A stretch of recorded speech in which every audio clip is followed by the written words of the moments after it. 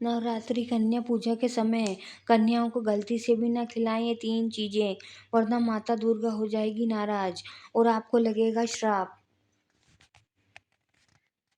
नवरात्रि की शुरुआत दिनांक शुरू हो चुकी है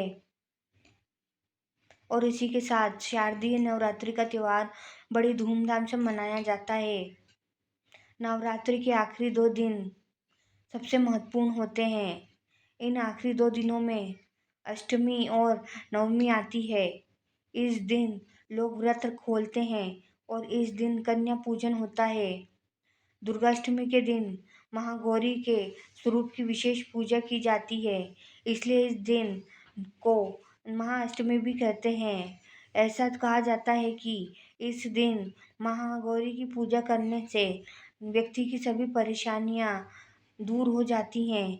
इस वीडियो में हम आपको बताने वाले हैं अष्टमी के दिन कन्या पूजन के समय कौन सी गलतियां नहीं करनी चाहिए, वरना आपसे महागौरी नाराज हो सकती है।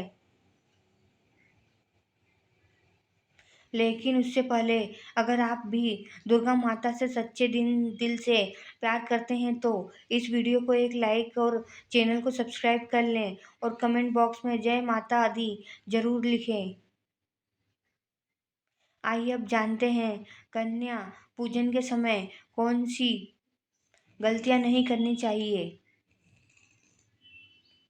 पहला, अष्टमी तिथि। कलावती नाम की यह तिथि जया संज्ञक है। मंगलवार की अष्टमी सिद्धिदा और बुधवार की मृत्युदा होती है। इस तिथि की दिशा ईशान है। ईशान में शिव सहित सभी देवता का निवास है, इसलिए इस अष्टमी का महत्व अधिक है। यह तिथि परम कल्याणकारी, पवित्र, सुख को देने वाली और धर्म की वृद्धि करने वाली है।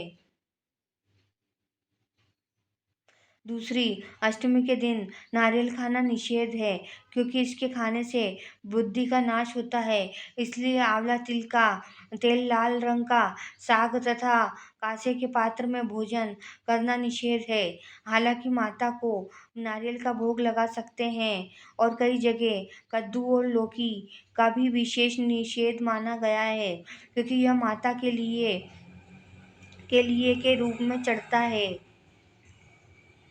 तीसरा, यदि अष्टमी को पारण कर रहे हैं तो विविध प्रकार से महागौरी का पूजन कर भजन कीर्तन इत्यादि उत्सव मनाना चाहिए। विविध प्रकार से पूजा हवन कर नौ कन्याओं को भोजन खिलाना चाहिए और हलवा आदि प्रसाद वितरित करना चाहिए और माता को खीर, मालपुआ, मीठा हलवा, पूरन पोली, केले, नारियल, मिष्ठान, घेवर, घी, शहद और तिल और गुड़ अर्पित करें। चौथा, देव, दानव, राक्षस, गंधर्व, नाग, यक्ष, किन्नर, मनुष्य आदि सभी अष्टमी और नवमी को ही पूजते हैं। कथाओं के अनुसार इसी तिथि को माँ ने चंड-मुंड राक्षसों का संहार किया था। पांचवा, अगर आपने नवरात्रि के पूरे व्रत रखे हैं तो आखिरी दिन किसी भी तरह की हड़बड़ी न दिखाएं। कई लोग अष्टमी पर रात 2 बजते ही व्रत पारण कर लेते हैं, जो कि गलत है। नवमी के दिन सुबह पूरे विधि विधान के साथ ही व्रत खत्म करें। इस दिन दुर्गा सप्तशती का पाठ करने के बाद पूरे विधि से हवन करें और कन्याओं को भोजन कराने के बाद ही इसका समापन करें। नवमी के दिन लौकी खाने की मनाही होती है। अगर नवमी गुरुवार को हो तो इस दिन केले और दूध का सेवन भी नहीं करना चाहिए। 6, अष्टमी के दिन कुल देवी की पूजा के साथ ही माँ काली, दक्षिण काली, भद्रकाली और महाकाली की भी आराधना की जाती है। माता गौरी अन्नपूर्णा का रूप है। इस दिन माता अन्नपूर्णा की भी पूजा होती है, इसलिए अष्टमी के दिन कन्या भोज और ब्राह्मणों को भोजन कराया जाता है। 7वां, माँ भगवती का पूजन। अष्टमी को करने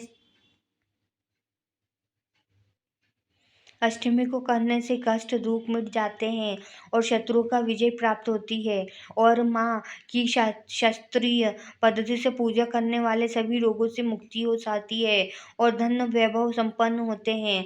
कई लोगों के यहाँ सप्तमी अष्टमी या नवमी के दिन व्रत का समापन होता है और इस तब अंतिम दिन हवन किया जाता है। अष्टमी के दिन हवन करना शुभ होता है।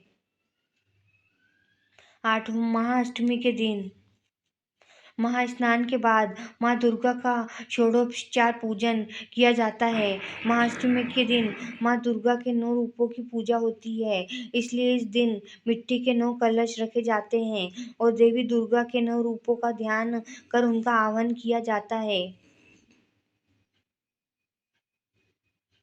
9वां जब व्रत के समापन पर उद्यापन किया जाता है, तब कन्या भोज कराया जाता है।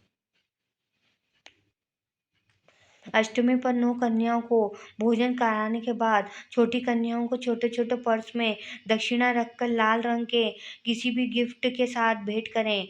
अष्टमी पर पारण करके उद्यापन करना चाहिए। आइए अब जानते हैं कि अष्टमी के दिन क्या उपाय करने चाहिए। पहला, शनि मुक्ति के लिए करें पूजा। अष्टमी और नवमी तिथि पर शनि का प्रभाव रहता है। इस दिन माता की अच्छे से आराधना करने से शनि के प्रभाव से माता रक्षा करती है। दूसरा, संधि पूजा। संधि पूजा के समय देवी दुर्गा को पशु बलि चढ़ाई जाने की परंपरा तो अब बंद हो गई है और उसकी जगह भूरा कद्दू या लौकी को काटा जाता है। कई जगह पर केला, कद्दू और ककड़ी जैसे फल फल व सब्जी की बलि चढ़ाते हैं। इससे माता गौरी के साथ ही माता सिद्धिदात्री भी प्रसन्न होती है। इस दिन संधि काल में 108 दीपक जलाने से जीवन में छाया अंधकार मिट जाता है।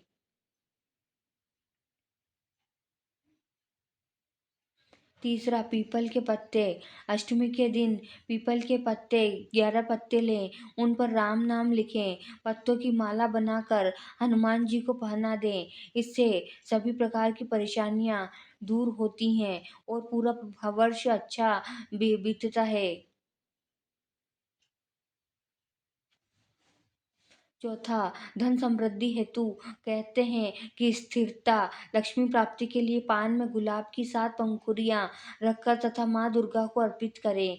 पांचवा, मनोकामना पूर्ति हेतु नवरात्रि में माँ दुर्गा की आराधना के लिए लाल रंग के कंबल पर बैठना बहुत शुभ माना जाता है। कहा जाता है कि इससे सभी मनोकामनाएं पूरी होती हैं। आइए अब जानते हैं कि इन उपायों को करने से आपको क्या फायदा होगा। पहला, जीवन के संकट दूर होंगे। दूसरा, कर्ज से मुक्ति मिलेगी। तीसरा, सभी प्रकार के रोग दूर होंगे।